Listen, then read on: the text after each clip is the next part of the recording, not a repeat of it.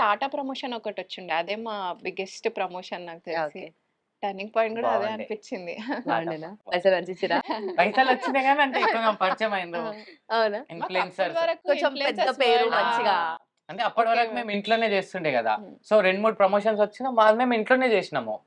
ఆ సూట్ కేస్‌లు ఇయ్యడం అది ఇది. హ్మ్. హ్మ్. కానీ టాటా ప్రమోషన్‌లో ఏందంటే చాలా ఇన్‌ఫ్లుయెన్సర్స్ వచ్చిండ్రక్కడ. ఆ! అప్పుడు అనిపించింది అరే! ఇది బాగుంది. అందరూ గుర్తుపట్టారు మమ్మల్ని. ఆ! మాకు తెలీదు. ఓకే. మేమంతా ఓకే. ఫేమస్. మేమేమనుకున్నాం అంటే చూసాం వాళ్ళు చూసామని. చూడరేమో అట్లా ఉంటది గదా! చూసిండ్రో లేదో అన్నట్టు అనుకున్నాము. కానీ వాళ్ళుండి మీ రీల్స్ బాగుంటాయి. హ్మ్. బ్రదర్ సిస్టర్ బాండింగ్ అది ఇది అంటే ఓహ్! ఓకే. మనల్ని అందరూ చూస్తారు. చూస్తారు.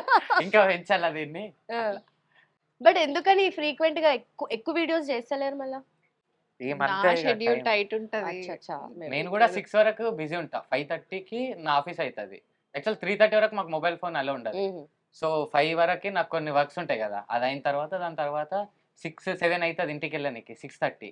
మళ్ళా అక్క మేము కలిసి హ్మ్. ఏది జేయాలో ఆలోచించి నాకు నైట్ అట్లా. షిఫ్ట్స్ ఉంటాయి మళ్ళా మరి. దానికి ఎడిటింగ్ అవన్నీ ఉంటాయి గదా! సో అవును. అట్లా లేట్ అయితది. సో ఎడిటింగ్ అంతా ఎవరు చూసుకుంటారు? నేనే. ఆ!